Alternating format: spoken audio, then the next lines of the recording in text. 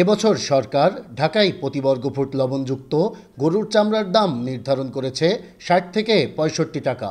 ঢাকার বাইরে যা নির্ধারণ করা হয়েছে ৫৫ থেকে ৬০ টাকা। আর ছাগলের চামড়ার মূল্য নির্ধারণ করা হয়েছে ২২ থেকে ২৭ টাকা। তবে সরকারের নির্ধারিত এ দাম নিয়ে খুশি নয় কুষ্টিয়ার চামড়া ব্যবসায়ীরা। তারা বলছেন, লবণের দাম ও শ্রমিকের মজুরি বৃদ্ধি পাওয়ায় ব্যয় বেড়েছে কয়েক গুণ, সেই তুলনায় বাড়েনি চামড়ার দাম। ফলে চরম বিপাকে পড়েছেন তারা। ঢাকার রেটে যদি চামড়া বেচতে চাই তাহলে হয়তো খরচ খরচা দিয়ে লাভটা খুব একটা হবে না।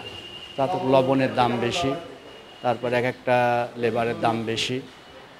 এক একটা লেবারের ১০,০০০ ১২,০০০ টাকা ওনলি এক নাইট কাজ করলে ১০ থেকে ১২,০০০ টাকা দিতে হবে। সব মিলিয়ে চামড়ার খরচ প্রচণ্ড। চামড়ার যে টাকাটা সরকার লোন দেয় ট্যানারিওয়ালাদের, এই টাকাটা আমাদের লোন দেওয়া উচিত। কাঁচা চামড়া সংগ্রহ করি এই কাঁচা চামড়া ব্যবসায়ীরা, কিন্তু অথচ পায় ট্যানারি মালিকরা। আমরা যখন এই চামড়াটা ট্যানারি মালিকের কাছে দেওয়া হয়, এরা আমাদের কোনো টাকা পয়সা ঠিকমতো দেয় না। এই টাকা পয়সা কিভাবে সরকারের মাধ্যমে লেনদেন করা যায়, এটি সরকারকে আহ্বান জানাবো, যেন সবাই এই ক্ষুদ্র ব্যবসায়িক যে আমরা বেঁচে থাকতে পারি। না থাকলে আমাদের মতো বহুত কারবারি চামড়া কারবারি আছে যারা নিঃস্ব হয়ে গেছে। নিঃস্ব মানে কি, পথের ভিখারি হয়ে গেছে। আমার মনে হয় যে ওরকম রেটে ঢাকার ট্যানারিওয়ালারা খুব সম্ভব নেবে না। এই ফুট বলে দেশে আন্দাজের উপর ফুট, আমি হয়তো বলবো যে হলো ২২ ফুট, সে বলবে ১৮ ফুট, তাহলে কিভাবে হবে? এদিকে দীর্ঘদিন ধরে ট্যানারি মালিকদের কাছ থেকে পাওনা টাকা না পাওয়ায় চরম অর্থ সংকটেও রয়েছে চামড়া ব্যবসায়ীরা। তাই এবছর চামড়া বেচাকেনা নিয়ে দেখা দিয়েছে শঙ্কা। এই ২০১৫ সালে থেকে আমরা এখন পর্যন্ত টাকা পাই না। আমরা পুরা ব্যবসা বাণিজ্য বন্ধ, একবার পুরা পথে নেমে গেছি। আমাদের বউ ছেলে মিলিয়ে নিয়ে আমরা খুব কষ্টে আছি। আর ব্যবসা করার তো পয়সাই করি নেই এখন।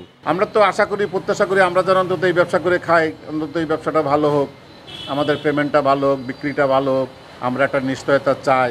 আমরা যারা কুষ্টিয়া চামড়া ব্যবসায় করি, আসলে তাদের সারা বছর আমাদের ব্যবসা নেই। এই কুরবানিতে ব্যবসা করি, মাল দিয়ে আসি ট্যানারিতে টাকা দেয় না সারা বছর। আমাদের আরও বন্ধই রাখা লাগে, কর্মচারী নাই। ঈদের সময় কর্মচারীর একটা সমস্যা হয় আমাদের, টাকা তো আমাদের দেয়ই না, ঠিকমতো টাকা দেয়ই না। তবে এবছর কুষ্টিয়ায় চামড়া সংরক্ষণ ও ক্রয় বিক্রয়ে ব্যবসায়ীদের সহযোগিতার আশ্বাস জেলা প্রশাসকের। আর পাচার রোধে বিজিবির পক্ষ থেকেও নেওয়া হয়েছে সব ধরনের ব্যবস্থা। চামড়ার যেন মিসম্যানেজমেন্ট না হয়, চামড়ার যেন সঠিক দাম পাওয়া যায়, চামড়া যেন ম্যানেজমেন্ট ঠিকমতো হয় এবং চামড়া যেন নষ্ট না হয়, সেই বিষয়ে কিন্তু অলরেডি আমাদের মাননীয় উপদেষ্টার সাথে আমাদের মিটিং হয়েছে।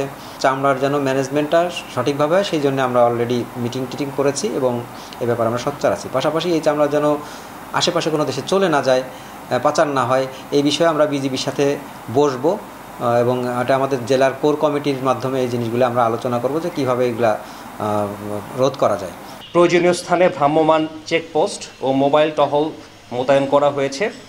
এছাড়া চামড়া পাচার প্রতিরোধে স্থানীয় প্রশাসন ও আইন শৃঙ্খলা রক্ষাকারী বাহিনীর সাথে সমন্বয় করে যৌথ অভিযানের পরিকল্পনা ও প্রস্তুতি সম্পন্ন করা হয়েছে। এ খাতের চলমান সংকট মেটানো না গেলে এবার জেলায় কোরবানির পশুর চামড়া অবিকৃত পড়ে থাকতে পারে বলে আশঙ্কা করছেন এখানকার ব্যবসায়ীরা। নাহিদ হাসান তিতাস, দেশ টিভি, কুষ্টিয়া।